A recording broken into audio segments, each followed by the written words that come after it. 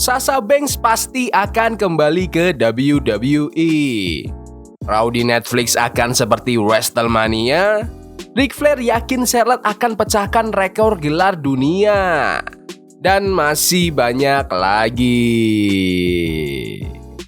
Selamat datang di Extra News, di mana kita akan bahas berita dan rumor terkini tentang WWE. Sebelum kita lanjut, aku pengen kalian like dan share video ini ke teman-teman kalian yang suka WWE. Dan jangan lupa subscribe, soalnya channel ini upload video berita setiap hari.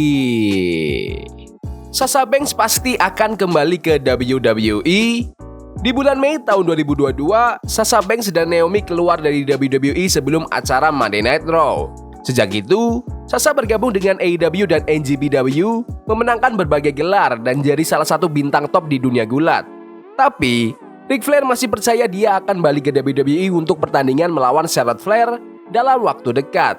Dalam wawancaranya di Busted Open Radio, Ric Flair bilang Sasha Banks kemungkinan besar akan kembali ke WWE. The Nature Boy bahkan mengklaim kalau Sasha dan Charlotte punya chemistry terbaik sepanjang masa di ring. Dan suatu saat nanti Sasha pasti akan kembali ke WWE. Ric Flair, juara dunia 16 kali, gak berhenti memuji keduanya. Dia salut sama kemampuan mereka yang tetap berada di posisi teratas selama 1 dekade terakhir dan menantang siapapun untuk menyebut nama pegulat lain yang berhasil melakukan hal serupa. Aku pikir Sasha dan Charlotte punya chemistry terbaik sepanjang masa. Tapi aku juga suka pertandingan antara Rhea dan Charlotte. Mungkin sama bagusnya, kata Ric Flair. Lihat Sasha, dia punya mentalitas kalau dia bisa melakukan apa aja karena dia emang sehebat itu. Aku rasa pada akhirnya dia akan kembali ke WWE. Selama 10 tahun terakhir, lihat apa yang udah Sasha dan Charlotte capai. Coba sebut pegulat lain yang bisa tetap ada di puncak selama 10 tahun. Gak pernah mundur, selalu ada di main event. Tambah Ric Flair. Menurut kalian, apakah Sasha Banks akan berakhir di WWE lagi? Komen di bawah. Raw di Netflix akan seperti WrestleMania. Mulai Januari 2025, Raw akan pindah ke Netflix dan episode perdana ini dijamin bukan episode biasa. Dalam wawancara dengan Dead Meat Presents, Rob V, direktur pengembangan karakter WWE, mengungkapkan kalau episode perdana di Netflix ini akan terasa seperti acara besar sekelas WrestleMania.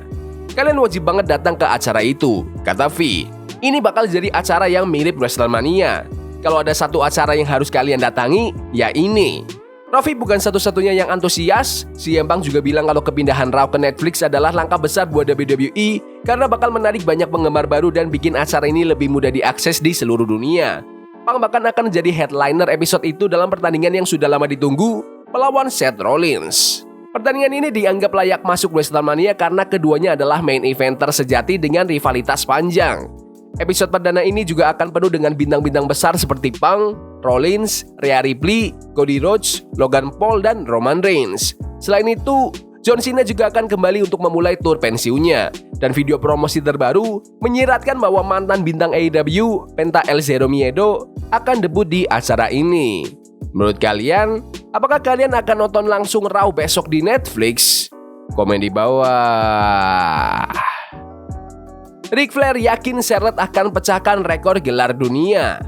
Dalam acara Busted Open Radio, Ric Flair berbicara tentang kepulangan Charlotte dan bilang kalau dia yakin anaknya itu bakal memecahkan rekor gelar dunia miliknya. Aku gak sabar banget anakku kembali, katanya. Dia gak pernah cerita apa-apa ke aku karena katanya aku suka bocorin.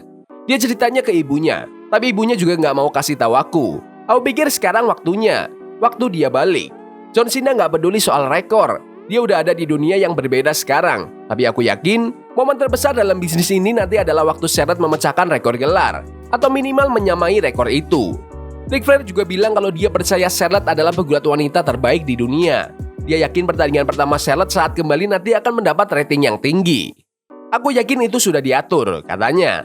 Lihat aja acaranya sekarang. Ini dunia wanita dan dia pegulat wanita terbaik yang ada.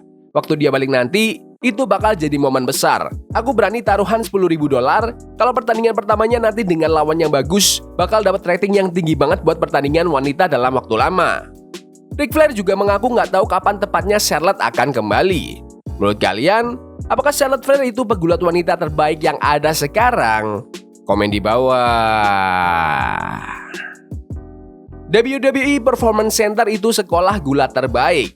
Eric Bischoff, anggota WWE Hall of Fame, muncul di episode NXT tanggal 4 Desember. Ini adalah kali pertama dia mengunjungi WWE Performance Center dan dia baru-baru ini berbagi pengalamannya di podcast 83 Weeks. Ini pertama kalinya. Aku sudah lama dengar tentang tempat ini dan akhirnya punya kesempatan buat melihatnya langsung. Ini kayak mimpi yang jadi kenyataan buat seorang produser gulat. Punya fasilitas pelatihan sebesar ini. Serius, tempatnya keren banget. Kamu bisa mengembangkan bakat di semua level di sini, baik di ring, di gym mereka, atau belajar bikin promo di depan kamera. Mereka bahkan mengajari cara bikin narasi dan hal-hal di balik layar. Semua ada di sini, benar-benar mengesankan. Eric juga menguji bakat-bakat muda di Performance Center dan betapa cepat mereka belajar. Dia membagikan cerita tentang atlet-atlet muda yang mengejutkannya dengan perkembangan mereka. Kalau aku pikirkan lagi, aku masih terkejut sama kualitas bakat di Performance Center dan kemampuan mereka dalam waktu pelatihan yang singkat. Rasanya nggak masuk akal. Kita sudah mulai lihat hasilnya, kayak Bron Breakker, dan akan ada lebih banyak lagi bakat luar biasa dari sini. Misalnya, aku lagi ngobrol sama Jeremy Borash di area pelatihan, di mana ada beberapa ring. Ada sekitar 8 atau 12 orang di ring, latihan lari di tali, lompat, dan semuanya cepet banget. Aku tanya Jeremy, anak-anak ini udah berapa lama latihan? Dia jawab, 4 minggu. 4 minggu? Kemampuan yang mereka kembangkan dalam waktu sesingkat itu bikin aku tercengang. Banyak dari mereka adalah atlet divisi 1 dari kampus, baik pria maupun wanita. Jadi mereka cepet banget menangkap semuanya. Mereka terlihat tajam dan bisa dilatih. Gak heran Shawn Michaels dan Jeremy begitu bersemangat. Pelatih-pelatih di sini benar-benar punya alasan buat bangga karena bakat-bakat luar biasa akan keluar dari sini di masa depan. Menurut kalian, apakah WWE Performance Center itu sekolah gulat terbaik di dunia gulat profesional? Komen di bawah. Michin merasa dipercayai WWE sekarang daripada dulu. Setelah Triple H ambil alih WWE pada tahun 2022, mantan anggota Retribution, Michin, balik lagi ke WWE. Dia juga sempat tampil di NXT awal tahun ini, yang bikin dia merasa lebih jadi dirinya sendiri dibandingkan waktu sebelumnya di WWE. Performa kerennya bikin dia dapat panggilan ke SmackDown, dan dia terus terlihat mengesankan di divisi wanita. Michin bahkan berhasil sampai ke final turnamen United States Women's Championship. Meski kalah dari Chelsea yang jadi juara pertama, Michin tetap bikin banyak orang terkesan dengan kesempatan yang diberikan sama Triple H. Dalam wawancara dengan Zaslow Show, Michin ditanya soal apa yang beda dari perjalanan WWE-nya kali ini dibanding dulu. Bintang SmackDown ini bilang kalau dia merasa Triple H benar-benar percaya ke dia dan akhirnya dia bisa merasa lebih jadi dirinya sendiri. Aku bisa bilang kalau Hunter benar-benar percaya sama aku. Dia kasih aku lebih banyak kesempatan, gak cuma buat nunjukin apa yang bisa aku lakuin di ring, tapi juga di mic, katanya. Turun ke NXT dan bantu para cewek di sana rasanya luar biasa. Aku merasa jadi diriku sendiri. Aku gak perlu pura-pura jadi sesuatu yang bukan aku, tambah Michin. Dia juga bilang, aku gak harus jadi karakter tertentu. Aku bisa jadi diriku sendiri yang konyol, sambil terus berjuang keras di ring. Menurut kalian, apakah kalian lebih suka Michin atau Mia Yim? Komen di bawah. Ya udah gitu aja video berita hari ini. Jangan lupa like dan subscribe ke channel ini karena aku pengen 8.000 subscriber di bulan ini. Tolong bantu. Yes boy. See you.